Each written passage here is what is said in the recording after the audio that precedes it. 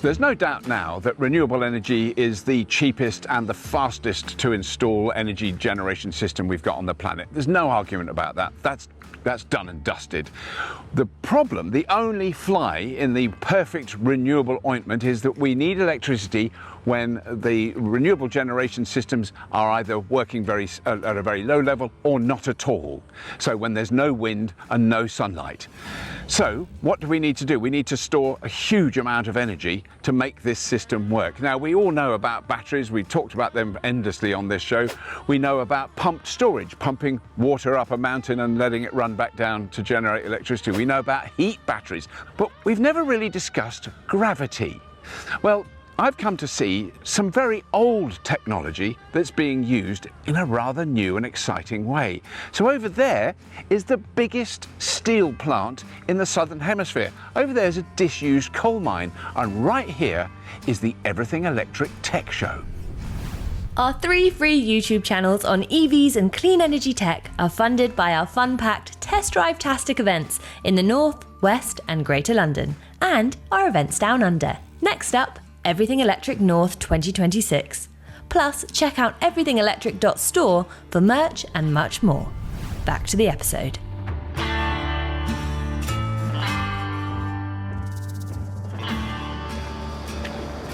Hi, Mark. Hi. Robert. Really good to meet you. Yeah, thanks so much. Thank you for letting us see this. Oh, look at that! It's amazing. Wow.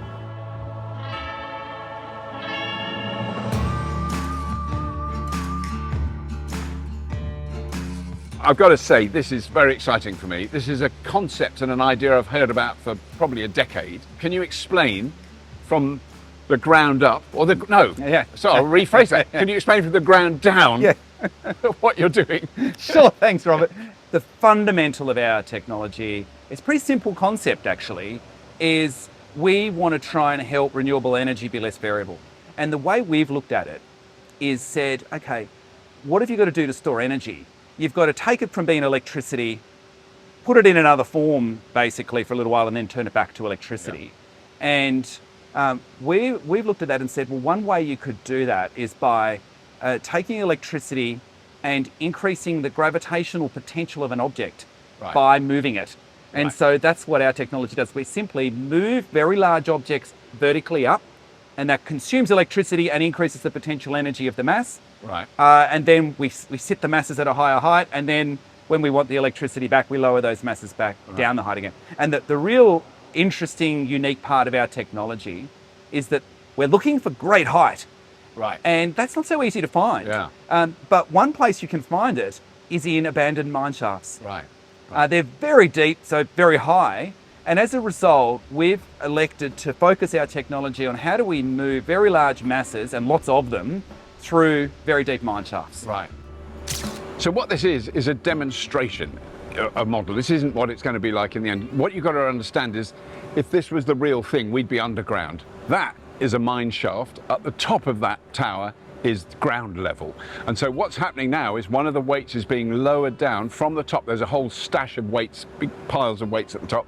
It's being lowered down, as you can see, quite quickly behind me. As that goes down, that is pulling a pulley that goes over a big wheel, and it goes down to an electric motor that's down there, the red thing.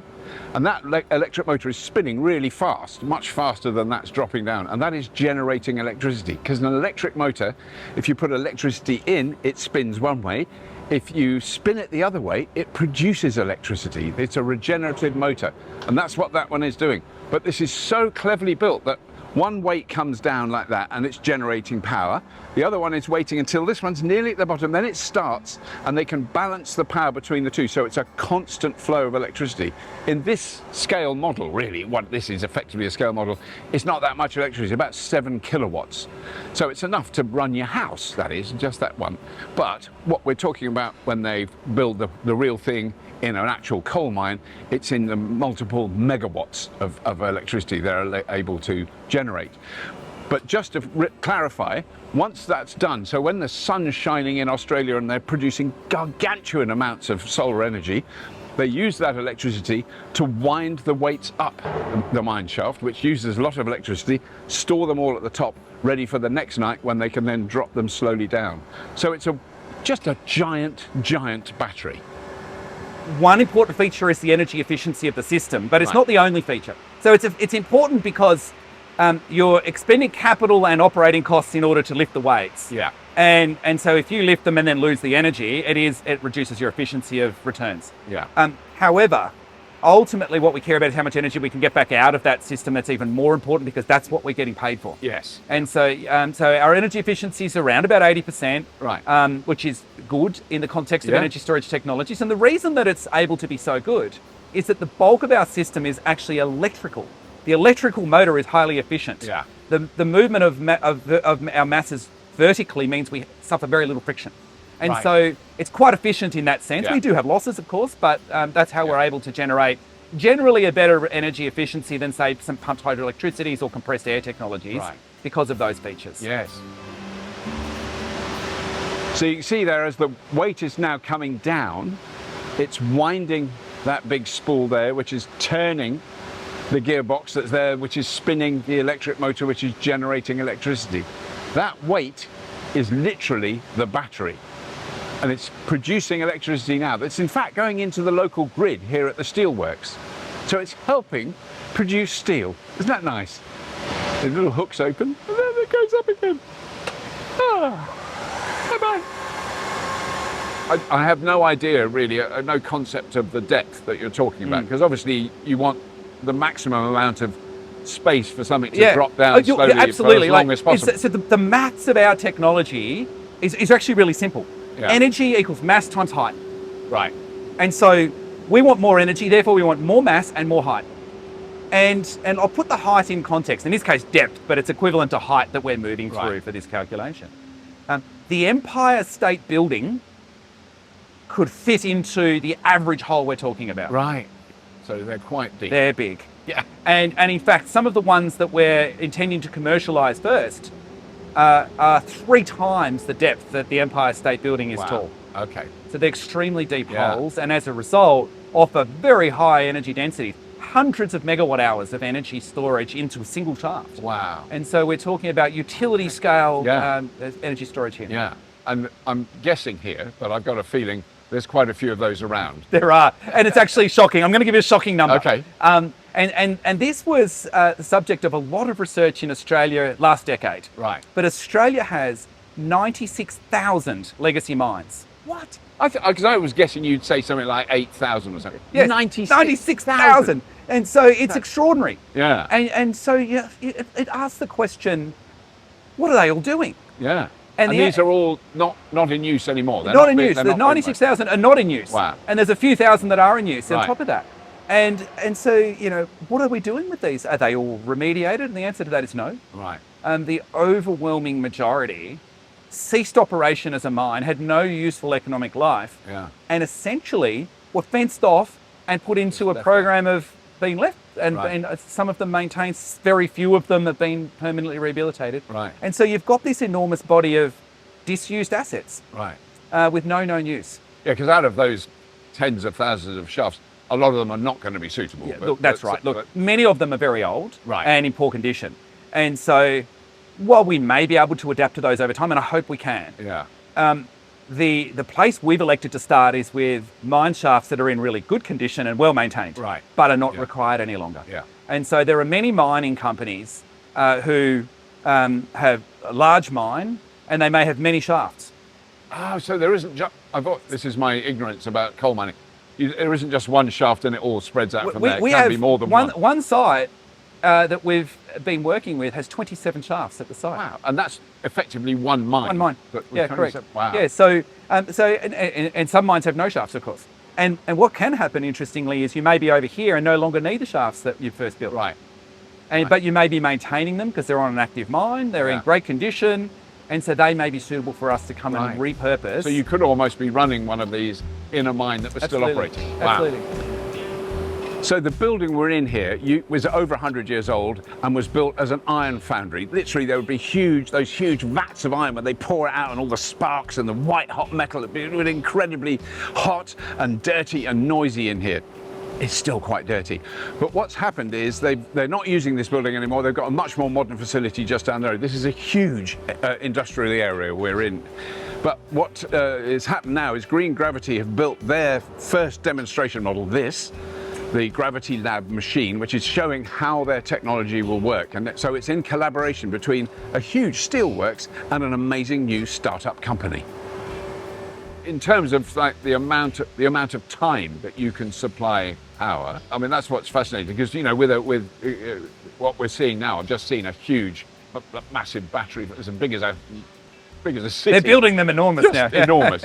But I mean, that is really for quite short duration. 2 hours, power, 4 hours, two or 4 hours. And are you talking longer than that? We're talking 12 to 24 hours is our target zone, maybe a little bit less, maybe 8 to 24 hours. Right. And the maths that governs that for us is the depth of the mine shaft. Right. And so the deeper the mine shaft, the more the energy, the longer we can go for. Right. So a shallow shaft will maybe go for 6 or 8 hours. These deep shafts, we could be running for 24 hours straight, continuously. Wow. And so it's a really important option for the energy grid to have assets that can do that. Yeah. We're not going to fill every role in the grid, but we will be able to fill that role that says, okay, we really want to run things all night from 8 p.m. till 8 a.m. Fabulous. Yeah. Well, that's something that I think our technology will serve very well. And I mean, the other thing is, presumably, like if you build a massive power plant, which is traditionally how we've always done it, like one big building that produces huge amounts of it, what you're talking about is dozens distributed. Correct. And you can distribute correct. And it that's the beauty of there being 96,000 just in Australia. There's more than 2 million globally. Right. And so the more we're able to make this technology applicable to a wide variety of sites, the more we're going to be able to disseminate it into the grid. Right. And therefore you have 10 megawatts here and 10 megawatts there, etc. Yeah. And so that's lower risk Yeah. because you don't have to put all your eggs in one basket, and it offers more of an ability to stabilize the frequency, the issues, the supply and demand constraints across the full grid. Yeah. And the other thing I've just thought of is, you know, one of the constraints that I know that we're facing in the UK is people want to put in a solar farm here or lots of car chargers there. Yeah. The national grid has got plenty of power. There's not a strain on that, but the localized grid Correct. is And under the a lot of strain. transmission But is a the huge problem. local but presumably a place like a mine has already got a power connection because it needed power. Exactly. So, even ones that have been closed for 20 years. right. Very, very regularly we find that there's still electricity connection to the grid not being used. So there are not only latent mining assets and shafts and so forth, there's actually latent substations. Right. Wow. In a world where we're struggling for Desperate substations, for it, there are many of them out there not in use, which is really interesting. So I think we're able to see a circularity that goes beyond just the old mining infrastructure or the recently not required infrastructure. And the other thing I think it's really worth noting is not only are they most often connected, they are not in the middle of nowhere. No. People think of the mine, they must be off in the middle of the outback. Yeah, And there are some there. But the reality is, right here in Wollongong, Wollongong. We're in an urban area. We're in an urban area. We have 40 mine shafts here in the Wollongong urban area. Wow. And so that tells you that we can put hundreds of megawatt hours of energy storage using this technology right into the middle of the demand centre. Yeah. And so there's real application there. Ooh. That's quite heavy. So what we're seeing on there are weights that are dropping down the shaft, and they weigh about, what I was told, about 400 kilos, something like that. This is what they'll be using in the real mine shaft. This is 4 tons. So that's a different mechanism they've got on there, and they've been testing how they can lock and release these huge weights. So they're dropping 4-ton weights down hundreds of meters of mine shaft to generate electricity. What an extraordinary idea, and it's actually coming into fruition. It's actually going to be a real thing. It's really been an impressive thing to see. So I really hope you enjoyed that. We're going to come back in a couple of years' time and see the actual commercial version of this in a coal mine. They're building it at the moment. It's very exciting. We can't go and see that yet. It's not ready to be viewed. It's just a building site. But I really want to see this in operation. We're talking megawatts of storage in one mine shaft, and there are, as you heard, thousands and thousands of mine shafts all over the world. That's all for this episode. Please do subscribe. Please do tell your mates and your family and your begrudging uncle who doesn't think you can store electricity. It's worth showing him this one. And that's it. As always, if you have been, thank you for watching.